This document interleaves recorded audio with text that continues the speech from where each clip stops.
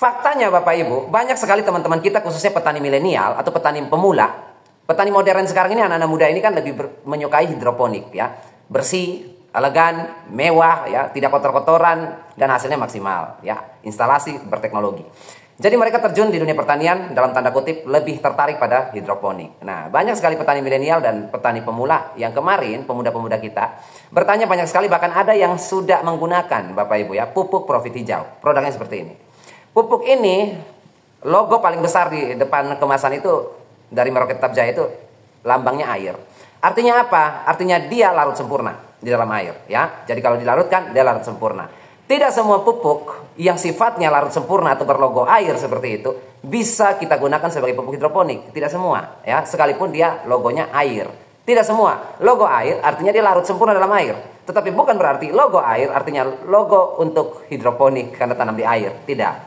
Jadi untuk teman-teman semua yang bertanya kemarin, yang sudah menggunakan maupun yang baru mau membeli dan baru mau mencoba, saya sarankan yang sudah menggunakan di stopkan penggunaan pupuk ini. Kemudian yang baru mau mencoba untuk hidroponik tidak perlu membeli pupuk ini untuk hidroponik. Boleh beli pupuk ini untuk konvensional atau ditanam di bedengan, tanah, polybag, penterbag atau di lahan ya. Kenapa bisa demikian? Bukankah dia larut sempurna dan itu sudah standar untuk hidroponik? Tidak. Kalau kita mau lihat dari grade fertilizer atau kandungan-kandungan yang ada dalam pupuk ini, dia tidak layak sekali digunakan sebagai hidroponik. Kenapa? Karena kita lihat di sini kan pupuk majemuk ya, Profit Hijau ini. Pupuk majemuk vegetatif murni kalau kategorinya. Dari grade fertilizer 27% nitrogen, fosfornya 18, kemudian kaliumnya 9%, ada plus magnesium oksida di situ 1% dan trace elemen unsur hara mikro seperti boron, mangan, zinc, tembaga, molibdenum dan lain sebagainya. Kalau kita mau lihat dari pupuk rumusan ini, saya rumuskan dia 321 ya. 27, 18, 9 itu 321, itu vegetatif murni. 321 itu gimana Pak ya? 9 itu kan paling bawah, paling terakhir ya, kaliumnya 9. 9 kali 1 ya 9, berarti dia 1. 9 kali 2, 18, fosfornya, berarti dia 2. 9 kali 3, 27, nitrogennya. 9, 18, 27. Atau pupuk itu dikategorikan dengan rumus 321, vegetatif murni ya. Kalau generatif, ya 1, 2, 3, seperti itu.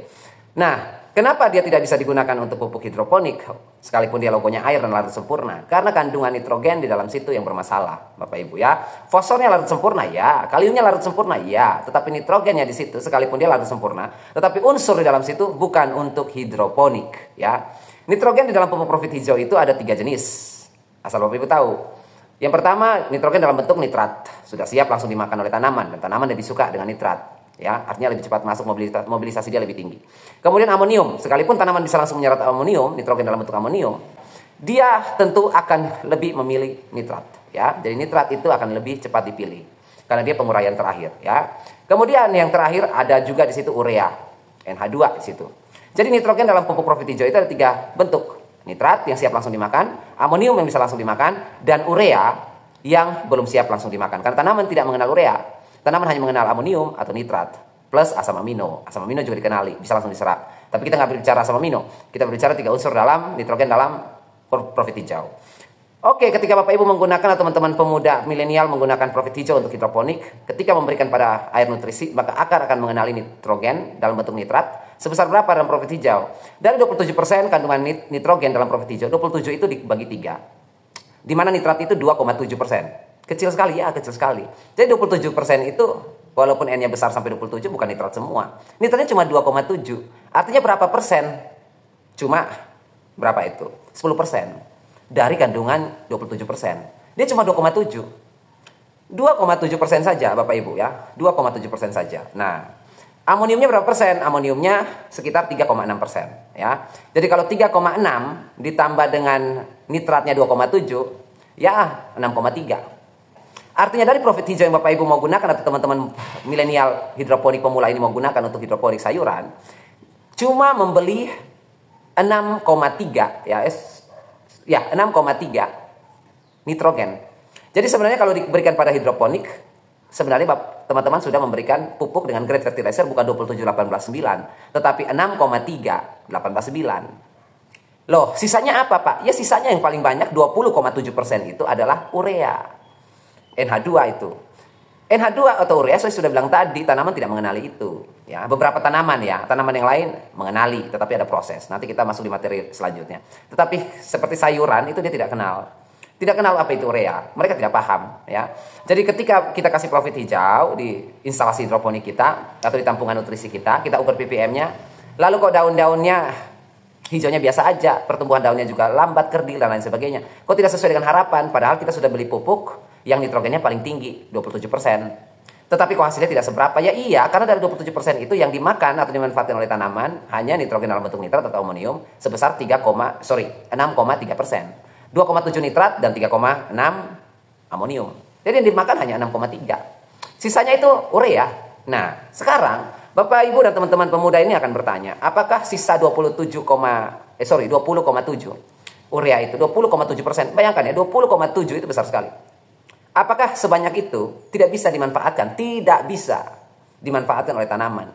Justru jadi bumerang, bisa keracunan tanaman kita. Dari urea sebanyak itu yang tidak bisa dimanfaatkan. Nah, kalau begitu sia-sia, ya sia-sia kalau kita gunakan untuk hidroponik. Kalau kita gunakan di lahan, di tanah, itu efektif.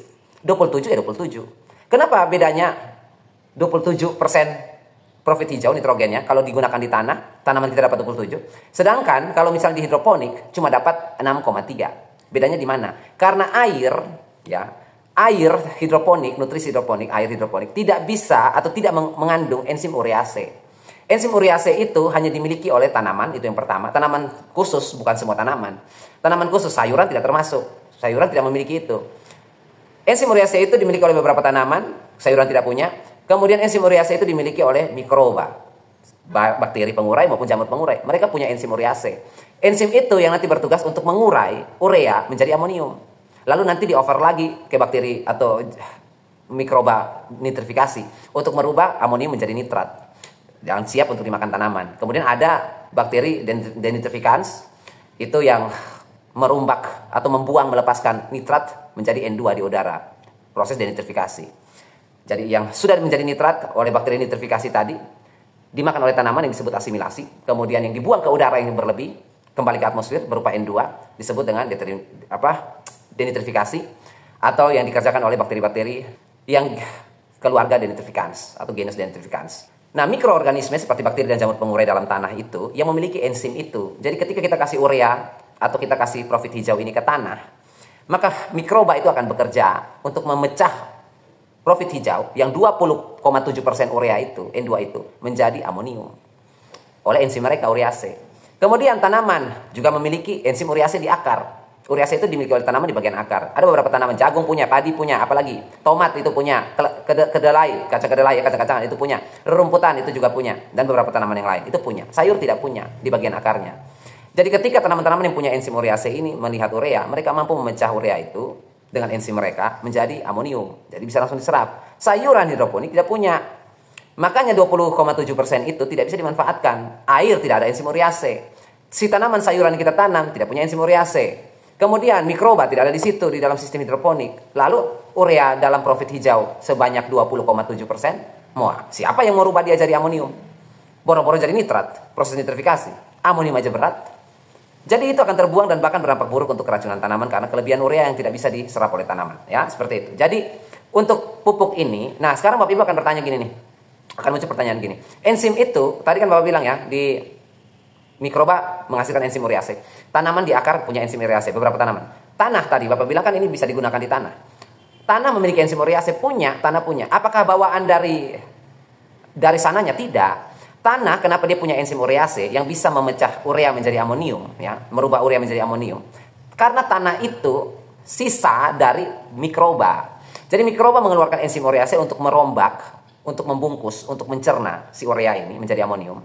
Enzim itu jatuh ke tanah, bukan jatuh tapi berserakan ke tanah, di tanah juga, mikroba di tanah. Jadi tanah itu tercemari oleh enzim urease dari si mikroba tadi. Makanya tanah mengandung urease. Bukan dari sananya tanah sudah ada urease, tidak. Urease itu organik, datang dari makhluk, bukan anorganik. Dia, misalnya tanah kita hasil pelapukan dari daun-daun kering, humus ya, batang pohon, jerami dan lain sebagainya. Mikroba, bakteri dan jamur pengurai merombak menghancurkan menjadi tanah. Hancur lebur menjadi humus, menjadi tanah. Dengan bantuan enzim mereka, yaitu enzim urease tadi. Nah, karena kompos atau tanah bahan organik ini sudah berubah menjadi tanah, enzim itu terikut di situ. Makanya tanah kita mengandung enzim urease. Begitu kita kasih urea, enzim yang ada dalam tanah kita akibat hasil dari mikroorganisme tadi merombak, enzim itu mampu merombak urea kita memecah menjadi amonium. Itu ceritanya kenapa tanah punya enzim itu. Tetapi tanah tidak dari sananya mengandung enzim. Enzim itu datang dari mikroba. Jadi kalau kita kasih profit hijau ini ke tanah, ke lahan, bedengan, polybag, yang medianya tanah konvensional, bukan air hidroponik, maka masuk dia 27% nitrogen dimanfaatkan semua. Begitu kita berikan profit hijau di tanah, maka 2,7% nitrat langsung dimakan. Amonium 3,6% juga langsung dimakan. Sedangkan urea yang jumlahnya banyak 20,7%, itu akan dipecah oleh enzim tadi. Akar memecah, ya, untuk tanaman tertentu akar memecah dia, tomat memecah, padi memecah, jagung memecah, kacang-kacangan memecah, seperti itu ya.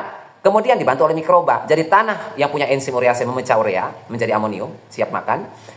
Akar tanaman memiliki enzim urease memecah juga urea menjadi amonium untuk siap dimakan, dan mikroba di situ juga membantu memecah urea menjadi amonium untuk siap dimakan. Jadi ada 3 oknum yang bekerja di situ. Makanya dia maksimal. Tetapi kalau di hidroponik mau harap siapa? Akar sawi, akar kangkung, akar bayam, nggak bisa. Kalau misalnya Pak, hidroponik kita tanam ini tomat misalnya, apakah bisa? Kan tomat punya enzim urease juga di akarnya. Kecil kemungkinan seperti itu, karena dia cuma mengandalkan akarnya saja. Ya, itu bonus tambahan dari Tuhan untuk si tanaman agar dia memiliki kemampuan itu. Tetapi bukan maksimal di situ fokusnya. Dia punya tetapi bukan kemampuan inti memecah urea. Tidak, dia mampu. Makanya penyerapannya nanti lambat dan sedikit, tidak efektif seperti itu ya. Kemudian di air tidak punya enzim urease karena mikroba tidak hidup di situ. Kemudian apalagi tanah, kita tidak menggunakan tanah, kita menggunakan rokul ya, atau kita menggunakan foam atau rakit apung atau DFT, NFT ya. Kita cuma menggunakan netpot. Kita tidak menggunakan tanah. Alhasil unsur nitrogen 20,7% dalam profit hijau yang adalah urea tidak bisa dimanfaatkan oleh hidroponik kita. Makanya hasilnya nanti buruk seperti itu. Nah, ini Bapak Ibu yang sudah terlanjur beli bisa menggunakan dia di bedengan atau di lahan, di sawah, di kebun, pekarangan, tanaman hias, herbal, tanaman sayuran, tanaman buah-buahan, bisa.